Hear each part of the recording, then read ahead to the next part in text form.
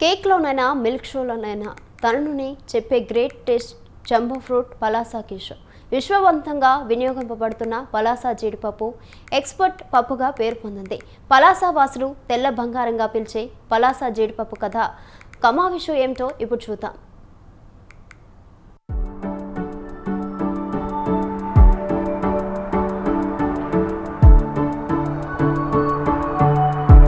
పప్పు అంటే కందిపప్పు, పెసరపప్పు, మినపప్పు వగైరా వగైరా పప్పులు మనకు టక్కున గుర్తొస్తాయి. ఇవన్నీ వంటకంగా చేసుకుని తినాల్సి వస్తుంది. అయితే ఏ వంటకాల్లో కలిసినా ఒంటరిగా ఉన్న రాజా పప్పులా పేరు తెచ్చుకుంది జీడిపప్పు. జీడిపప్పులో ఆదిమూల గ్రామం పలాస పేరొందింది. ఒక్కసారి తింటే చాలు, ఇక మరి వదిలిపెట్టబుద్ధి వేయదు పలాస జీడిపప్పు. ఆ కమ్మదనం మరే ఇతర పప్పుల్లోనూ మనం చూడలేం. ప్రపంచవ్యాప్తంగా పలాస జీడిపప్పుకు ఎంతో పేరుంది, మరెంతో ఆదరణ ఉంది. అసలు పలాస జీడిపప్పు పుట్టు పూర్వోత్తరాలు పరిశీలిస్తే 4 శతాబ్దాలు వెనక్కి వెళ్లాల్సి ఉంటుంది. దేశాన్ని కొంతకాలం ఏలిన పోర్చుగీస్ దేశస్థులు 400 ఏళ్ల క్రితం ఇక్కడ ఈ విత్తనాన్ని నాటినట్లు చరిత్ర చెబుతుంది. ఇంతింతై వటుడింతై అన్న చెంతగా పలాస జీడిపప్పు విశ్వం నలుమూలలకు చేరి తన ప్రభావాన్ని చాటుతోంది.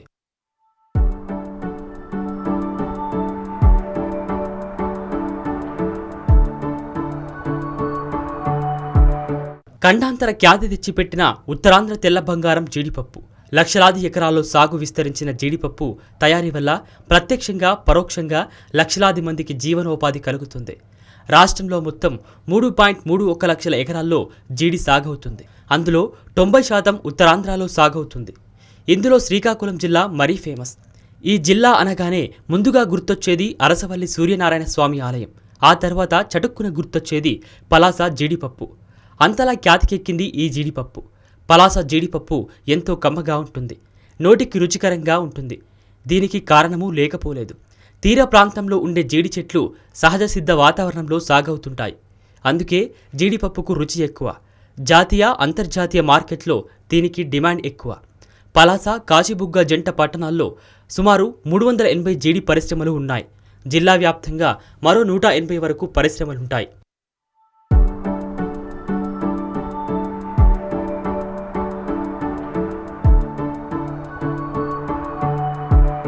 మంచి ఆరోగ్యానికి మన శరీరానికి విటమిన్లు, ఖనిజాలు, చాలా పోషకాలు అవసరం. సాధారణ ఆహారంతోనే మనం ఈ పోషకాలన్నీ పొందుతాం. అయితే మంచి పోషక విలువలు లేకపోతే రోగనిరోధక శక్తి స్థాయి తగ్గుతుంది. బలహీనమైన రోగనిరోధక శక్తి అనేక వ్యాధులు, అంటురోగాలకు దారితీస్తుంది. ఆహారంలో జీడిపప్పును చేర్చుకుంటే సహజ సిద్ధమైన పోషకాలు, విలువల్ని పెంచుకోవచ్చు. జీడిపప్పులో పోషకాలు పుష్కలంగా ఉంటాయి. జీడిపప్పు, ఎండుద్రాక్ష, బాదాం, పిస్తా, వాల్నట్స్లో విటమిన్స్, మినరల్స్, ఫైబర్, యాంటీ ఆక్సిడెంట్లు ఉన్నాయి. వాటిని క్రమం తప్పకుండా తినడం వల్ల మన పోషక అవసరాలు తీరుతాయి. వాటి నుంచి శరీరం శక్తి, రోగనిరోధక శక్తి పెరుగుతుంది. అయితే ఇవన్నీ పలాస జీడిపప్పులో పుష్కలంగా ఉన్నాయని నిపుణులు చెబుతుంటారు.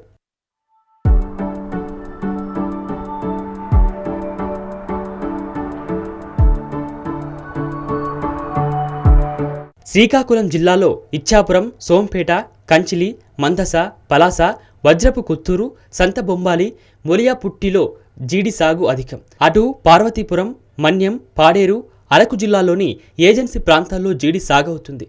అయితే ప్రధానంగా మాత్రం శ్రీకాకుళం జిల్లా పలాస ప్రాంతంలో జీడి సాగుతో పాటు పప్పు ప్రాసెసింగ్ జరుగుతుంది. విదేశాలకు ఇక్కడి నుంచే జీడిపప్పు ఎగుమతి అవుతుంది.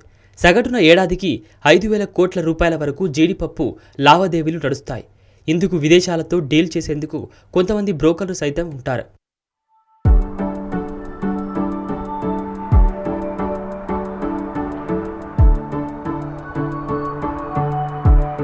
ఉత్తరాంధ్రలో ఒక మాట వినిపిస్తూ ఉంటుంది. అదేంటంటే అర్జెంటుగా ₹1,00,00,000 కావాలంటే అక్కడా ఇక్కడ కష్టం, కానీ పలాసలో మాత్రం 1 గంటలో సాధ్యం. ఇంతలా ప్రాధాన్యం సంతరించుకున్న పలాసలో జీడి పరిశ్రమ వ్యాపార లావాదేవీలు జరుగుతూ ఉంటాయి. పెద్ద పెద్ద రాజకీయ నాయకులు ఇక్కడి వ్యాపారులను బినామీలుగా చేసుకుని పెట్టుబడులు పెడుతుంటారు. వారికి తక్కువ వడ్డీకి అప్పులు ఇస్తుంటారు. జీడి వ్యాపారులంటే అంత నమ్మకం. రాజకీయ నాయకుల హవాలా డబ్బు అంతా పలాస జీడి పరిశ్రమల్లోనే ఉందన్న నానుడి దశాబ్దాలుగా వినిపిస్తుంది.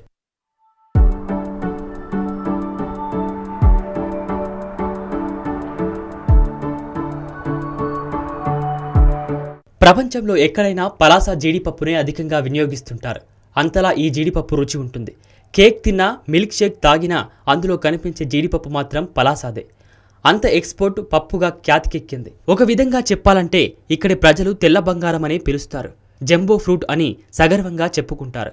అందుకే సినిమాల్లో సైతం పలాస జీడిపప్పు ప్రాధాన్యం తెలియజెప్పుతూ భానుచందర్ హీరోగా వచ్చిన రైలు దోపిడీ చిత్రంలో పలాస జీడిపప్పు గురించి ఏకంగా ఒక పాటే పెట్టేశారు. మొక్క జీడిపప్పురా ఎంతో కులాసా ఎంతో పలాస అంటూ సాగిన ఈ పాట అప్పట్లో ఉర్రూతలీగించింది. ఇటీవల పలాస జీడి పరిశ్రమలు ఇక్కడి ఆధిపత్య పోరును ఇతివృత్తంగా చేసుకుని వచ్చిన పలాస 1978 చిత్రం ప్రేక్షక ఆదరణ పొందింది.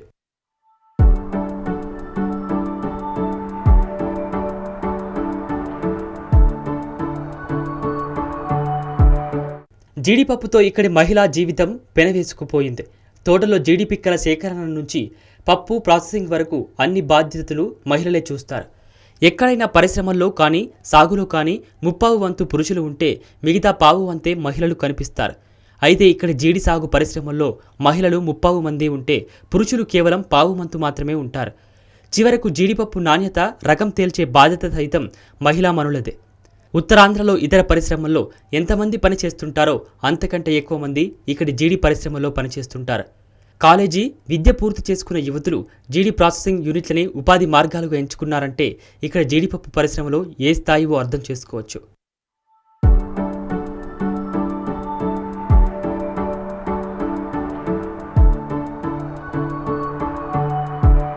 కిలో జీడిపప్పు ఒలిచేందుకు యజమానులు కార్మికులకు 25 రూపాయలు చెల్లిస్తారు.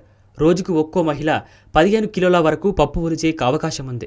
అంటే సుమారు రోజుకు 500 రూపాయల పైగానే ఆదాయం సమకూరుతుంది. ఇంటి పట్టునే ఉండి కుటుంబమంతా పప్పు ఒలుచుకుంటే 2000కు పైగా ఆదాయం సమకూరుతుంది. అందుకే మిగతా ప్రాంతాల కంటే ఇక్కడి మహిళలు ఆర్థికంగా మెరుగైన స్థితిలో ఉన్నారని కొన్ని సర్వేలు సైతం చెబుతున్నాయి.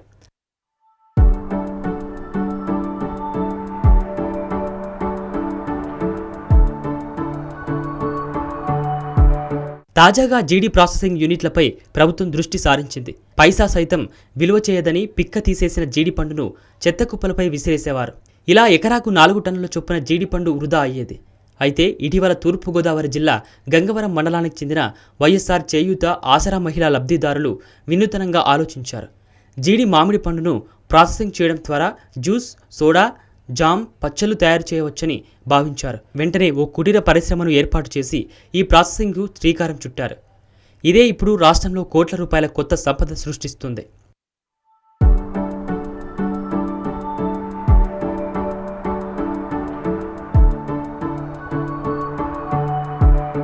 రాష్ట్ర ప్రభుత్వం ఒప్పందం చేసుకున్న టానేజర్ అనే స్వచ్ఛంద సంస్థ ఈ మహిళలకు సాంకేతిక సహకారం అందించింది.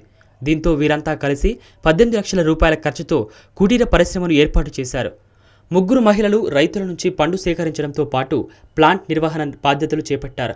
ఇలా దేశంలోనే మొట్టమొదటిసారి జీడి పండు నుంచి ఉప ఉత్పత్తులను తయారు చేసే ప్రక్రియకు ఇక్కడ బీజం పడింది. మొదటగా జ్యూస్, సోడాల తయారీ మొదలుపెట్టారు. స్వయంగా తిన్న వంటకాల్లో మిళితం చేసి భుజించిన, పానీయాలుగా సేవించిన ఎక్కడైనా పలాస జీడిపప్పు రారాజే. సో షబాస్ పలాస జీడిపప్పు అనే ప్రశంసల వర్షంలో ఈ తెల్ల బంగారం తడిసి ముద్దవుతుంది.